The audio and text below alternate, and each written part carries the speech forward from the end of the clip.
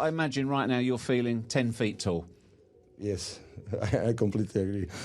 Great feeling, amazing feeling. If somebody told me that we will be in this stage of season in the final at Wembley, this is like dream. So thanks to the players, they were fantastic today.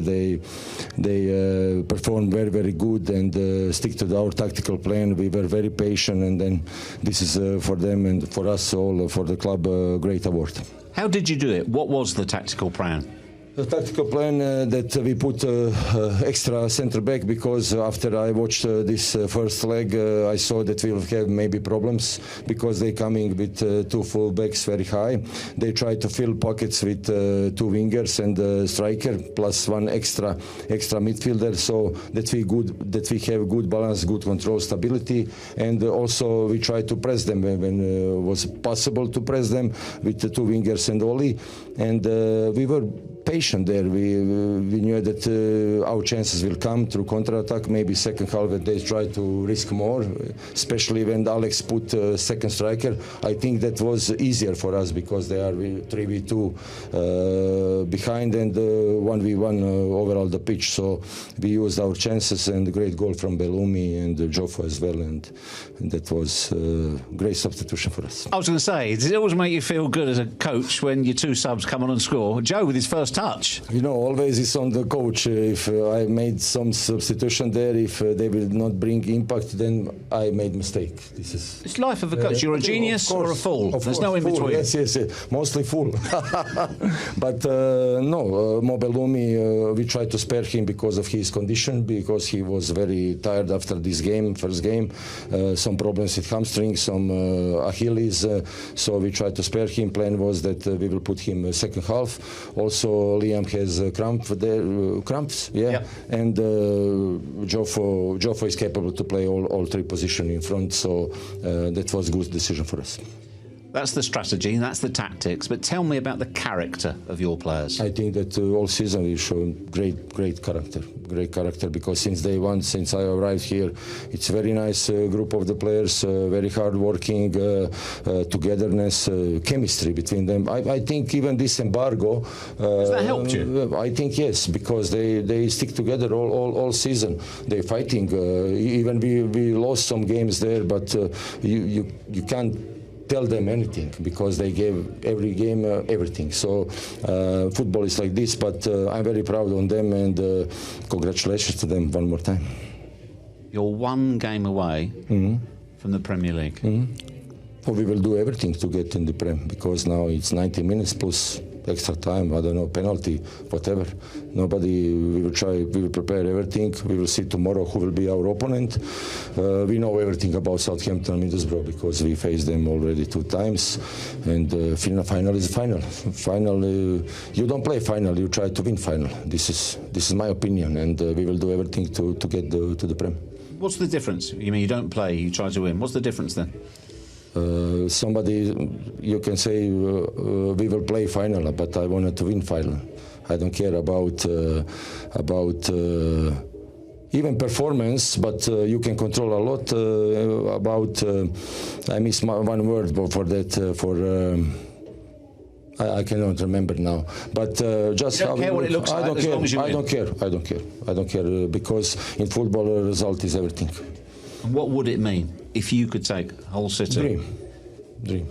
The best. Even now, when we are in final, this is maybe, since I'm coach, the best achievement what I did. Really, you've won things in your career already. Yes, I won, but in our circumstances, with what we had, our problems and everything, to get the final, it's amazing. Okay. If you do it, I promise you we'll have a bigger ceiling for you at Wembley. Thank you very much. I spoke to you on Friday about it, and you know, we hadn't really been fancied all season. We didn't get fancied to get in the playoffs. We didn't get fancied to get through this tie, and we've shut a few people up tonight, and I thought the boys were excellent. Your biggest strength is being the underdogs, isn't it? Maybe so, yeah. Maybe it's better when the bookies don't fancy us.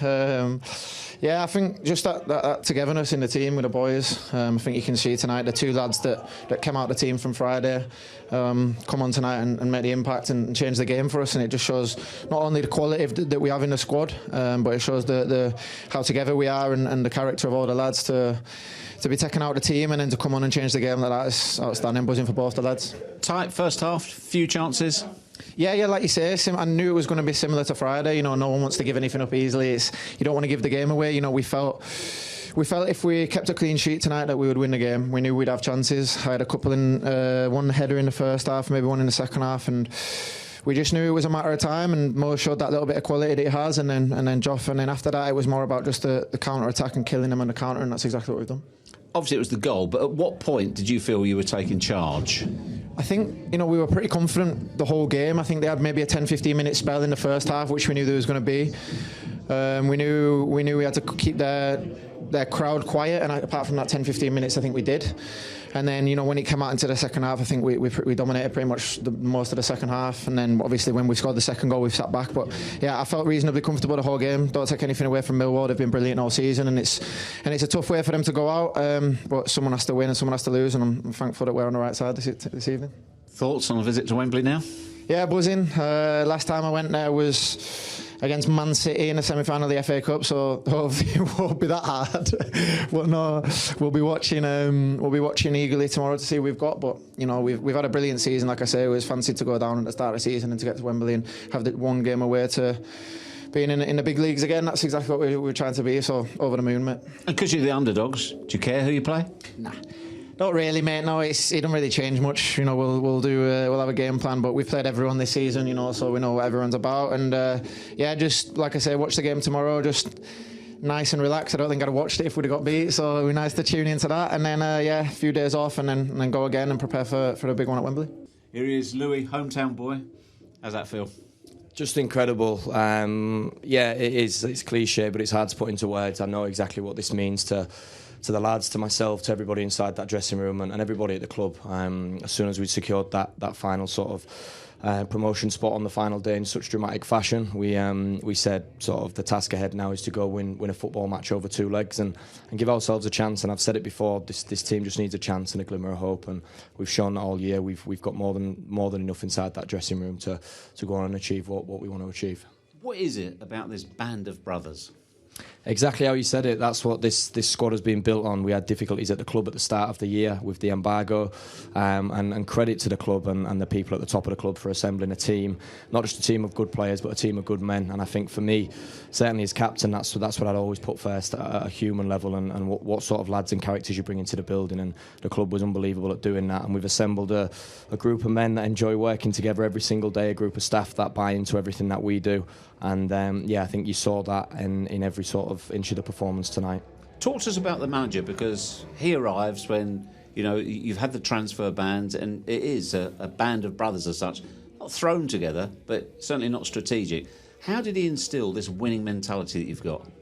Yeah, I think one of mine in the first conversation me and the manager had was obviously about the embargo, and we addressed it, and I said to him very, very clearly, Gaffer, it's not for us to worry about the off the field stuff. That'll get taken care of. There's good people at this club. I've been here a long time.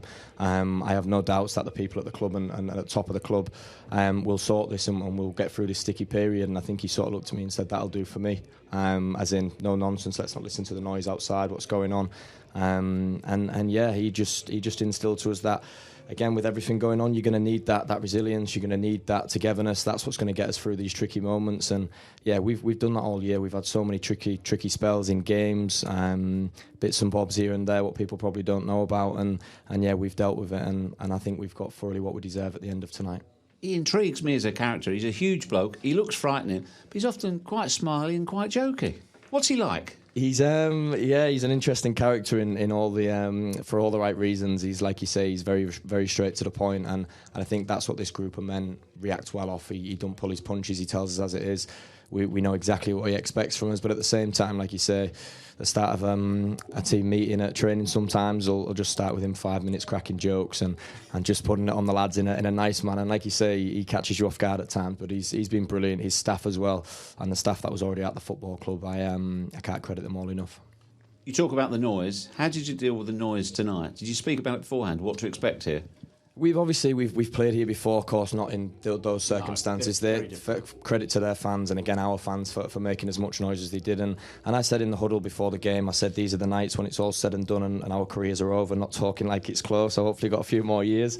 But these are the nights you remember, and I said make sure we remember it in a positive fashion. These are the games you wanted to play in as a kid, and make sure we don't go under and we stick our chests out and stand up and be counted. And yeah, just the full squad, the lads that started the game, the lads that come on, just so proud of the lads and proud to captain this side. Can you process right now, you'll be leading your team out at Wembley, your hometown club, and you might be leading them into the Premier League?